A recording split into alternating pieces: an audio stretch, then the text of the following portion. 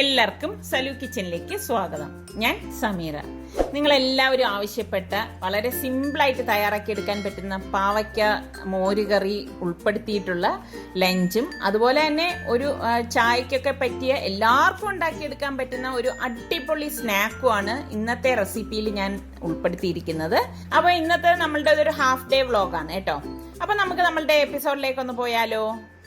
ഇന്നത്തെ നമ്മളുടെ 6 മണിക്കുള്ള അതിമനോഹരമായിട്ടുള്ള പ്രഭാതമാണ് ഈ കാണുന്നത്. എന്തൊരു ഭംഗിയാണെന്നറിയാവോ? റെഡും ഓറഞ്ചും ബ്ലൂവും ഒക്കെ കൂടി കലർന്ന ഒരു പ്രത്യേക ഭംഗിയുള്ള ആകാശമാണ് ഇന്ന് നമുക്കിവിടെ കാണാൻ സാധിക്കുന്നത്. ഞാനിന്ന് പാവയ്ക്ക മോരുകറിയാണ് ഉണ്ടാക്കാൻ പോകുന്നത്. ഞാൻ ഇതിനു മുൻപ് ഒരുപാട് പ്രാവശ്യം ഈ പാവയ്ക്ക മോരുകറി ഉണ്ടാക്കുന്നത് കാണിച്ചിട്ടുണ്ടായിരുന്നു. പക്ഷേ പലരും അതൊന്ന് ഡീറ്റെയിൽ ആയിട്ട് ഒന്ന് കാണിച്ചു തരണം എന്ന് പറഞ്ഞിട്ടുണ്ടായിരുന്നു. അപ്പം ഞാനിവിടെ 2 പാവയ്ക്ക് ഇതുപോലെ വട്ടത്തിൽ അരിഞ്ഞെടുക്കും. പിന്നെ നമുക്ക് എത്രയാണോ എരിവ് വേണ്ടത് അതിനനുസരിച്ച് പച്ചമുളകും അരിഞ്ഞെടുക്കും. പിന്നെ എനിക്കിന്ന് നവരമീനാണ് കിട്ടിയിരിക്കുന്നത്. അപ്പം ഞാനിന്ന് മീൻ കറിയും മീൻ പൊരിച്ചതും ഉണ്ടാക്കാമെന്നാണ് വിചാരിക്കുന്നത്. പിന്നെ ഒരു പാൻ അടുപ്പത്തേക്ക് വെച്ചിട്ട് കുറച്ച് കടുകും ചെറിയ ജീരകവും ഇതുപോലെ ചുവന്ന വറ്റൽമുളകും കുറച്ച് കറിവേപ്പിലയും കൂടി ഇട്ട് കൊടുക്കും. അതിന് ശേഷം നമ്മൾ ഈ അരിഞ്ഞു വെച്ചിരിക്കുന്ന പാവയ്ക്കയും പച്ചമുളകും ഇട്ട് വഴറ്റി കൊടുക്കും. എളുപ്പമാണ് കേട്ടോ ഈ ഒരു കറി ഉണ്ടാക്കാനായിട്ട്. പിന്നെ ഇതിലേക്കൊന്ന് വഴണ്ടി വരുമ്പോൾ ഞാൻ 1.5 ടീസ്പൂൺ മഞ്ഞൾപ്പൊടിയും 1 ടീസ്പൂണ് ഉലുവ വറുത്ത് പൊടിച്ചതും പിന്നെ പാകത്തിനുള്ള ഉപ്പും ഇട്ട് ഇതൊന്ന് ഇളക്കി കൊടുക്കും. പിന്നെ നല്ല കട്ടിയുള്ള തൈര് ഞാൻ ഇതുപോലെ ഒന്ന് ഉടച്ചെടുക്കും. ഉടച്ചെടുത്ത ശേഷം നമ്മൾ ഈ വെന്ത് വന്നിരിക്കുന്ന ഈ പാവയ്ക്കയിലേക്ക് നമ്മൾ ഗ്യാസ് ഓഫ് ചെയ്ത ശേഷം ഈ തൈര് ഒഴിച്ചിട്ട് നന്നായിട്ടൊന്ന് മിക്സ് ചെയ്തെടുക്കും. അപ്പോൾ ഇത്രയേ ഉള്ളൂ കേട്ടോ. എളുപ്പമാണ് ഈ പാവയ്ക്ക മോരുകറി ഉണ്ടാക്കാനായിട്ട്. അപ്പോൾ ഞാനിത് അടച്ച് മാറ്റി വെക്കുവാണ്. അപ്പോൾ ഇപ്പോൾ ഞാൻ കുറച്ച് നവരമീൻ വൃത്തിയാക്കി എടുത്തത് ഞാൻ മുളക് പൊടിയും മഞ്ഞൾപ്പൊടിയും കുരുമുളക് പൊടിയൊക്കെ ഇട്ടിട്ട് ഉപ്പും ഇട്ട് ഒന്ന് മസാല പുരട്ടി മാറ്റി വെക്കുവാണ്. അത് ഫ്രൈ ചെയ്യാൻ വേണ്ടിയിട്ടാണ് ഞാൻ എടുക്കുന്നത്. ശരിക്കും ഈ പാവയ്ക്ക മോരുകറിയുടെ എനിക്ക് ഈ മീൻ ഫ്രൈ ഭയങ്കര ഇഷ്ടമാണ്. പിന്നെ ഞാൻ മീൻ കറി ഉണ്ടാക്കാൻ വേണ്ടിയിട്ട് ഇതുപോലെ ചെറിയൊരു പീസ് ഇഞ്ചി എടുക്കും. പിന്നെ 7-8 ചെറിയ ചുവന്നുള്ളി എടുക്കും. ഇതെത്രയും ഇതുപോലെ ഒന്ന് അരിഞ്ഞെടുക്കും. അരിഞ്ഞെടുത്ത ശേഷം ഞാൻ കുറച്ച് പുളി, ഈ വാളൻ പുളിയാണ് ഞാൻ എടുക്കുന്നത് കേട്ടോ. അത് ഇത്രേ എടുക്കത്തുള്ളൂ. ഇത് ഞാൻ ഒരു പാത്രത്തിലേക്ക് ഇട്ടിട്ട് കുറച്ച് വെള്ളം ഒഴിച്ച് കുതിരാനായിട്ട് മാറ്റി വെക്കും.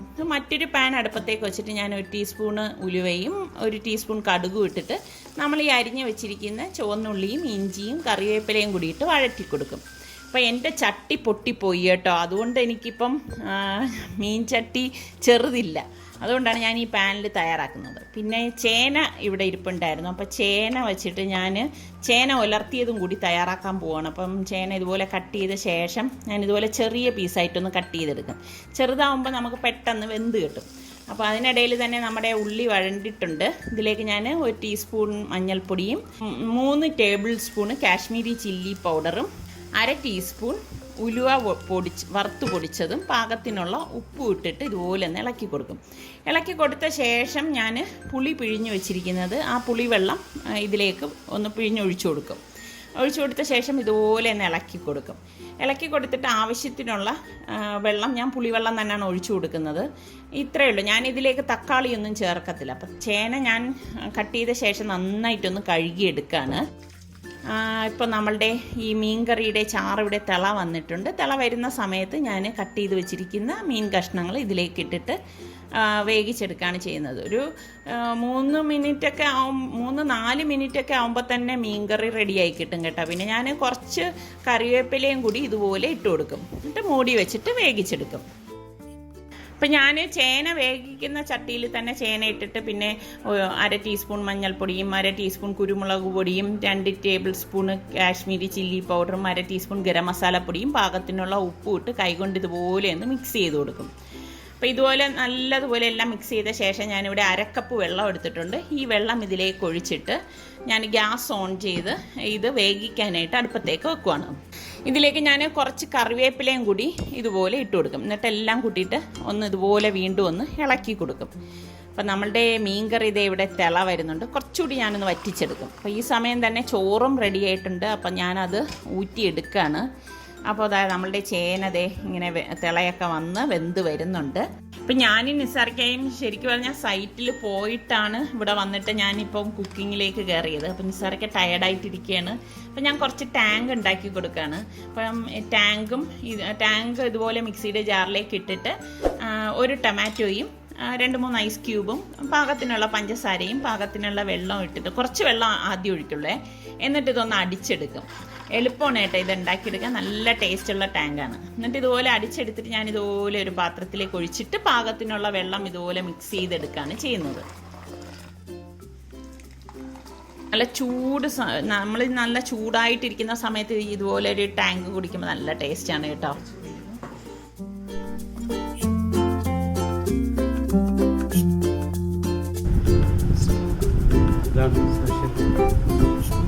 കുടിച്ചു നോക്കണം. സാറൊക്കെ സൈറ്റിൽ പോയിട്ട് വന്നതാണ്.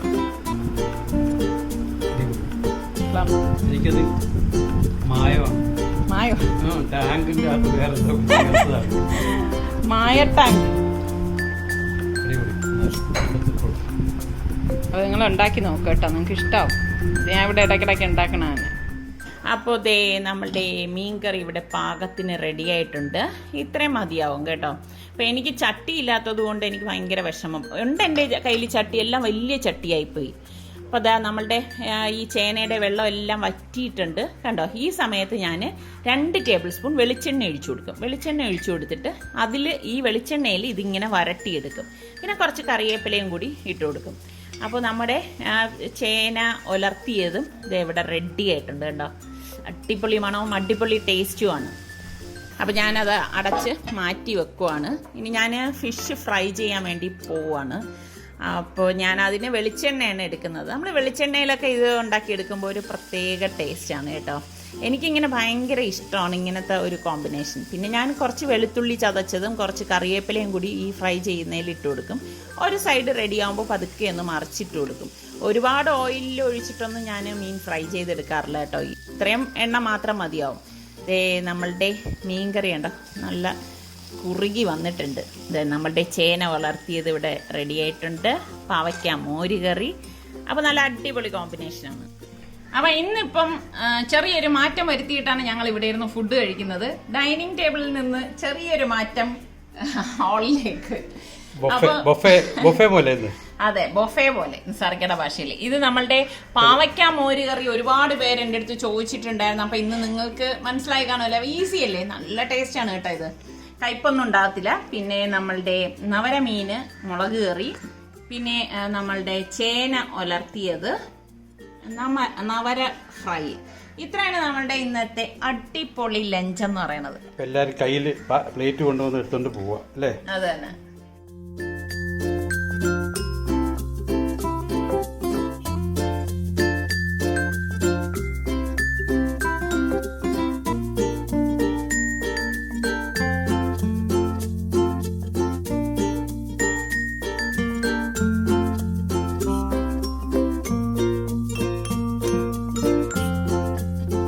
വീണ്ടും എനിക്കൊരു ഗിഫ്റ്റ് വന്നിരിക്കുകയാണ്.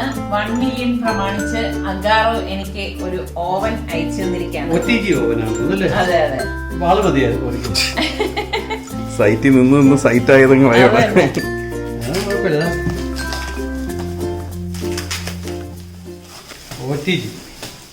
25 ലിറ്റേഴ്സ്.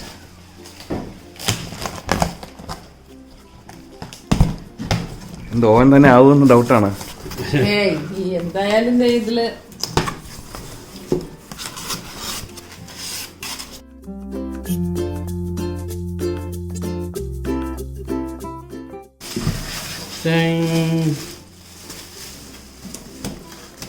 അങ്ങനെ ഒരു ഓവൻ കിട്ടിയിരിക്കുകയാണ്. എന്തായാലും താങ്ക് യു അഗാറോ. ബാക്കിയുള്ള സാധനങ്ങൾ ആക്സസറീസ് ബാക്കിയുള്ളത്. നമ്മളെ 1 മില്യന്റെ ആഘോഷം ഒരിക്കലും അവസാനിക്കുന്നില്ല. ഇങ്ങനെ തുടർന്ന് എന്തായാലും ഇങ്ങനെ നടന്നുകൊണ്ടേ ഇരിക്കുകയാണ്. ഇതൊക്കെ ഒരു സന്തോഷമല്ലേ എന്തായാലും അല്ലെ. എനിക്കും അറിയത്തില്ലായിരുന്നു ഇവരിങ്ങനെ അയച്ചു തരും എന്നൊന്നും. എന്തായാലും ഒരിക്കൽ കൂടി താങ്ക്സ്. നാം വീട്ടിൽ നടക്കണമെന്ന് പറഞ്ഞു. നമ്മൾ എപ്പോഴാണ് മരിക്കണമെന്ന് പറയാൻ പറ്റില്ല. ഞാൻ എപ്പോഴൊന്നും പോകില്ല. നീ അത് മേടിച്ച അങ്ങനെ കണക്കൂട്ടിയൊന്നും ഇരിക്കണ്ട. വെയിറ്റ് ചെയ്യ. അത് ഈ പരമമായ ഒരു സത്യമാണ് കേട്ടോ. മരിക്കുന്നത് പരമമായ സത്യമാണ്. മരണം ഈ പറഞ്ഞ മാതിരി എപ്പോഴും സംഭവിക്കും. പക്ഷെ എപ്പോഴും നമ്മൾ ക്ലീൻ ആയിട്ടിരിക്കണം എന്ന് പറയുന്നത് ശരിയാണ്. മരിച്ചിട്ട് കുളിപ്പിക്കുമ്പോ, അതായത് മറ്റുള്ളവർ എക്സാമ്പിൾ ഇപ്പൊ കയ്യില് നഖമൊക്കെ ആയിട്ട് നമ്മൾ അങ്ങ് മരിച്ചു എന്ന് കരുതുക. അപ്പൊ നമ്മളെ കുളിപ്പിക്കാൻ വരുന്നവര് ചിലപ്പോ അവര് അങ്ങനെ കണ്ടിട്ട് എന്തോന്നത് എന്നിങ്ങനെ മനസ്സിൽ പോലും ചിന്തിക്കാൻ പാടില്ല. മയ്യത്തിന്റെ നഖമൊക്കെ വെട്ടിക്കൊടുക്കും. നഖം ഇല്ലെങ്കിൽ വെട്ടണ്ടല്ലോ. അപ്പൊ അതുകൊണ്ടാണ് നമ്മൾ അതിലൊക്കെ സൂക്ഷ്മത പാലിക്കണം എന്ന് പറയുന്നത്. അതുകൊണ്ടാണ് നേരത്തെ എന്താ വെട്ടി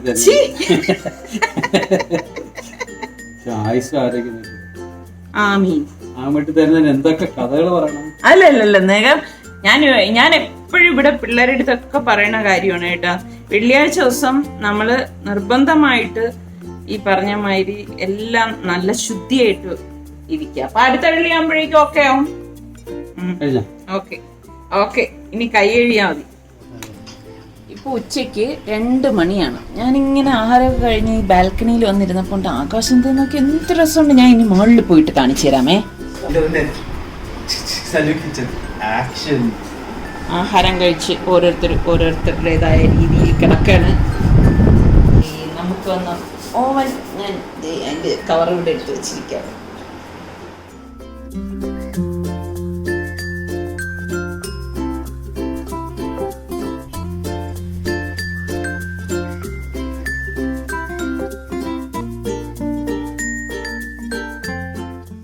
ഈ ഒരു സ്നാക്ക് ഉണ്ടാക്കാൻ വേണ്ടി ഞാനിവിടെ 1 കപ്പ് ഡെസിക്കേറ്റഡ് കോക്കനട്ട് എടുത്തിട്ടുണ്ട്. ഇത് നിങ്ങളുടെ കയ്യിലില്ലെങ്കിൽ നമ്മളുടെ തേങ്ങ എടുത്താലും മതി കേട്ടോ. ഞാനൊരു ബൗളിലേക്ക് ഇട്ട് കൊടുക്കുകയാണ്.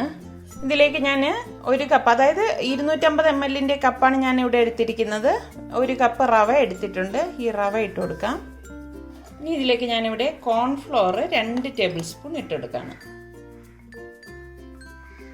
പിന്നെ ഞാനിവിടെ 1/2 കപ്പ് പഞ്ചസാര എടുത്തിട്ടുണ്ട്. പഞ്ചസാരയൊക്കെ നിങ്ങളുടെ മധുരത്തിന് പാകത്തിന് എടുത്താൽ മതി കേട്ടോ. പിന്നെ ഞാനിവിടെ സിന്നമൺ പൗഡർ, അതായത് പട്ട പൊടിച്ചത് 1/4 ടീസ്പൂൺ ഇട്ട് കൊടുക്കുകയാണ്. ഇത്രയും മതിയാവും. ഇതോടൊപ്പം തന്നെ 1/2 ടീസ്പൂൺ ഏലക്ക പൊടിച്ചതും കൂടി ഇട്ട് കൊടുക്കാം. ഇത് ഇത്രയും നമുക്കൊന്ന് മിക്സ് ചെയ്തെടുക്കാം. ശരിക്കും എളുപ്പമാണ് കേട്ടോ ഈ ഒരു സ്നാക്ക് ഉണ്ടാക്കിയെടുക്കാൻ. ഇത് നമുക്ക് മാറ്റി വെക്കാം. ഞാനിവിടെ ഒരു പാൻ അടുപ്പത്തേക്ക് വെച്ചിട്ട് ഗ്യാസ് ഓൺ ചെയ്ത് കൊടുത്തിട്ടുണ്ട്. ഇതിലേക്ക് ഞാൻ 1.5 കപ്പ് വെള്ളം ഒഴിച്ചു കൊടുക്കുകയാണ്. ഞാനിവിടെ ചൂടുവെള്ളമാണ് എടുത്തിരിക്കുന്നത് കേട്ടോ. അപ്പോൾ ഇതിപ്പം നല്ലതുപോലെ ഇതുപോലെ തിള വരുന്ന സമയത്ത് നമ്മൾ ഈ മിക്സ് ചെയ്ത് വെച്ചിരിക്കുന്ന കൂട്ടുണ്ടല്ലോ, അതെല്ലാം ഇതിലേക്ക് ഇട്ടിട്ട് നന്നായിട്ടൊന്ന് ഇളക്കിയെടുക്കാം. നല്ലതുപോലെ മിക്സ് ചെയ്തെടുക്കാം. ശരിക്കും ഇത് നമ്മൾ മിക്സ് ചെയ്യുമ്പോൾ തന്നെ നല്ല ഔലോസ് പൊടിയുടെ മണമാണ് വരുന്നത് കേട്ടോ. വെള്ളം നല്ലതുപോലെ തിളച്ച ശേഷം മാത്രമേ നിങ്ങൾ മിക്സ് ചെയ്യാവൂ. അത് പ്രത്യേകം ശ്രദ്ധിക്കണം. പിന്നെ വെള്ളത്തിൻ്റെ അളവ് കൂടരുത്. ഈ ഒരു അളവിലാണെങ്കിൽ നമുക്ക് 1.5 കപ്പ് വെള്ളം മാത്രം മതിയാവും. ഇതേ കണ്ടോ, കറക്റ്റ് പരുവാണ്. നന്നായിട്ടൊന്ന് മിക്സ് ചെയ്യാം. ശരിക്കും നമുക്ക് ആ ഔലോസ് പൊടിയുടെ മണമാണ് ഇപ്പോൾ കിട്ടുന്നത് കേട്ടോ. അപ്പോൾ ഇത്രയും മതിയാകും. ഇതുപോലെ മിക്സ് ചെയ്ത ശേഷം നമുക്ക് ഗ്യാസ് ഓഫ് ചെയ്ത് കൊടുക്കാം. നന്നായിട്ട് ഗ്യാസ് ഓഫ് ചെയ്തിട്ടാണ് ഞാനിപ്പോൾ ഈ മിക്സ് ചെയ്ത് കൊടുക്കുന്നത് കേട്ടോ. ഇനി ഇത് നമുക്ക് തണുക്കാനായിട്ട് വെയിറ്റ് ചെയ്യേണ്ട ആവശ്യമില്ല കേട്ടോ. നമുക്ക് ഇതിപ്പോൾ ചൂടോടുകൂടി തന്നെ ഇതുപോലെ എടുക്കണം. എടുത്തിട്ട് ഇങ്ങനെ ഉരുട്ടാം. ഇതുപോലെ ഉരുട്ടിയിട്ട് ഒന്ന് പരത്തി കൊടുക്കാം. ഇതുപോലെ പരത്തിയെടുക്കണം. ഒരുപാട് വലിപ്പത്തിൽ എടുക്കേണ്ട ആവശ്യമില്ല. ഈ ഒരു സൈസിൽ എടുത്താൽ മതി.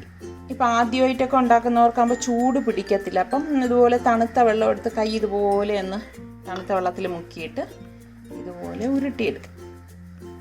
ഇതുപോലെ ഒന്ന് ഉരുട്ടിയെടുത്തിട്ട് ഒന്ന് പ്രസ് ചെയ്ത് കൊടുത്താൽ മതി. അപ്പോൾ ഈ ഒരു ഷേപ്പിൽ കിട്ടും. കണ്ടോ, ഇത്രയേ ഉള്ളൂ. നമുക്കെല്ലാം ഇതുപോലെ തന്നെ റെഡിയാക്കി എടുക്കാം. അപ്പം ഞാനിതെല്ലാം ഇതുപോലെ ഉരുട്ടി ഒന്ന് പ്രസ് ചെയ്ത് വെച്ചിട്ടുണ്ട്. ഇനി ഇതിൻ്റെ മുകളിലേക്ക് ഞാനൊരു കാഷ്നട്ട് ഇങ്ങനെ സെൻറ്ററിൽ വെച്ചിട്ട് ഒന്ന് പ്രസ് ചെയ്ത് കൊടുക്കുകയാണ്. റവ ഇത് റവയുടെ കൂട്ടായതുകൊണ്ട് തന്നെ അത് അവിടെ സ്റ്റിക്കായിരുന്നോളും. ഇനി നമുക്കിത് എങ്ങനെയാണ് റെഡിയാക്കുന്നതെന്ന് നോക്കാം. ഇത് ഫ്രൈ ചെയ്തെടുക്കാൻ വേണ്ടി ഞാനിവിടെ ഒരു പാൻ അടുപ്പത്തേക്ക് വെച്ചിട്ടുണ്ട്. ഇതിലേക്ക് നമുക്ക് കുറച്ച് ഓയിൽ ഒഴിച്ചു കൊടുക്കാം. ഞാനിവിടെ 2-3 ബാച്ചായിട്ടാണ് ഇത് ഫ്രൈ ചെയ്യാൻ പോകുന്നത് കേട്ടോ. എണ്ണ നന്നായിട്ട് ചൂടാകുമ്പോഴേക്കും നമ്മൾ ഈ തയ്യാറാക്കി വെച്ചിരിക്കുന്നത് ഇതിലേക്ക് ഇട്ടിട്ട് ഫ്രൈ ചെയ്തെടുക്കണം.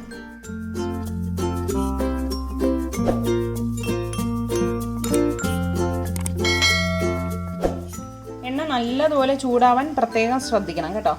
ഓൾറെഡി ഇത് വെന്ത കൂട്ടാണല്ലോ, അതുകൊണ്ട് തന്നെ നമുക്ക് ഈ എണ്ണയിൽ കിടന്ന് ഒരുപാട് നേരം അത് റെഡിയാവേണ്ട ആവശ്യമില്ല. ഇട്ട ഉടൻ ഇതുപോലെ ഒന്ന് ഇളക്കി കൊടുക്കരുത് കേട്ടോ. ഒരു കുറച്ച് കഴിഞ്ഞ ശേഷം മാത്രമേ ഒന്ന് ഇളക്കി വിടാവൂ. ഒരു സൈഡ് റെഡി ആകുമ്പോൾ നമുക്ക് മറിച്ചിട്ട് കൊടുക്കാം.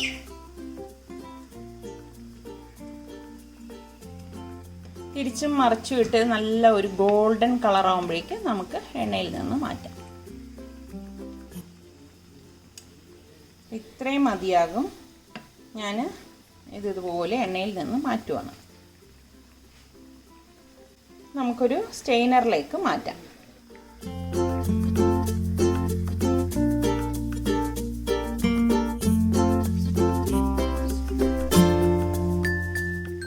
ഇത് കുട്ടികൾക്കൊക്കെ ഇഷ്ടപ്പെടുന്ന നല്ല അടിപൊളി സ്നാക്കാണ് കേട്ടോ.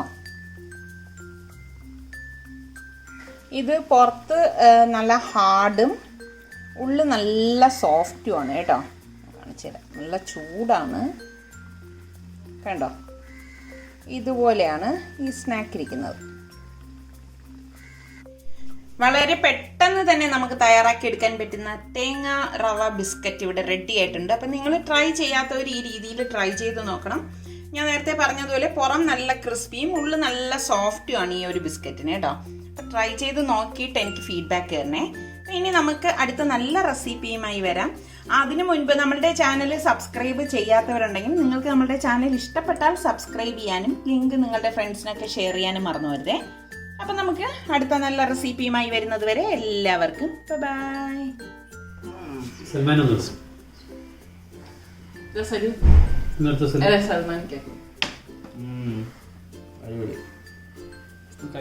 കാണുന്നില്ല. അപ്പൊ നിങ്ങൾ ട്രൈ ചെയ്ത് നോക്കണം കേട്ടോ. നല്ല ടേസ്റ്റ് ആണ്. ഞാൻ തന്നെ കഴിച്ചിട്ടുണ്ടായിരുന്നു. അപ്പൊ അതൊരു വലിയ പ്രശ്നമാണ് കേട്ടോ. കാരണം നമുക്കിപ്പോ ആർക്കും ഒന്നും കൊടുക്കാൻ പറ്റാത്തതുപോലെ. കാര്യം എന്താ വെച്ചാല് കൊടുക്കണം എന്നുണ്ട്, പക്ഷെ കൊടുത്തു കഴിഞ്ഞ് എന്തെങ്കിലുമൊക്കെ ആയിക്കഴിഞ്ഞു കഴിഞ്ഞാൽ അത് ഈ പറഞ്ഞ മാതിരി അതുകൊണ്ട് വെറുതെ റിസ്ക് എടുക്കാത്തതാണ് ഓരോ കാര്യവും. ക്രിസ്പിയും ക്രഞ്ചിയും അത് നല്ല സോഫ്റ്റ്. കുട്ടികൾക്കൊക്കെ എന്തായാലും ഇഷ്ടപ്പെടും കേട്ടോ. ഇവർക്ക് രണ്ടുപേർക്ക് ഇഷ്ടപ്പെട്ട സ്ഥിതിക്ക് തീർച്ചയായിട്ടും കുട്ടികൾക്ക് ഇഷ്ടപ്പെടും. നല്ലത് കഴിക്കുക. അപ്പൊ അവർക്ക് ഉണ്ടാക്കി കൊടുക്കണം. എളുപ്പമല്ലേ ഇത് ഉണ്ടാക്കിയെടുക്കാൻ. ഞാൻ പറഞ്ഞില്ലേ ഡെസിക്കേറ്റഡ് കോക്കനട്ട് ഇല്ലാത്തവര്. പിന്നെ ഈ ഡെസിക്കേറ്റഡ് കോക്കനട്ട് ഉണ്ടാക്കുന്നതിന്റെ വീഡിയോ ഞാൻ ഇതിന് മുൻപ് ഇട്ടിട്ടുണ്ടായിരുന്നു. അതിന്റെ ലിങ്ക് താഴെ ഡിസ്ക്രിപ്ഷൻ ബോക്സിൽ കൊടുത്തിരിക്കാം. അതല്ലെങ്കിൽ നിങ്ങൾ നമ്മളുടെ ഫ്രഷ് തേങ്ങ ഉണ്ടല്ലോ, തേങ്ങ ഇട്ടെടുത്താലും മതി കേട്ടോ. സർട്ടിഫൈ ചെയ്ത് സൽമ ഉറങ്ങി എഴുന്നേറ്റ് വന്നിരിക്കുന്നതാണ് കേട്ടോ. നമ്മള് ഈ ഉറക്കത്തിൽ നിന്നുള്ള സൽമാനെയാണ് ഇവിടെ ഞാൻ ഇത് റെഡിയാക്കി കൊണ്ടുവന്നപ്പോ സൽമ ഉറക്കത്തിൽ നിന്ന് ഇങ്ങനെ നിന്നിട്ട് പിടിച്ചോണ്ടിരിക്കുകയാണ്. അതുകൊണ്ടാണ് ക്യാമറയ്ക്ക് മുന്നേ വരാതെ. നിസാർക്ക് സൽമാനെ കൊണ്ട് പറയിപ്പിച്ചേ അടങ്ങുള്ളൂ എന്ന് പറഞ്ഞു നിൽക്കാം.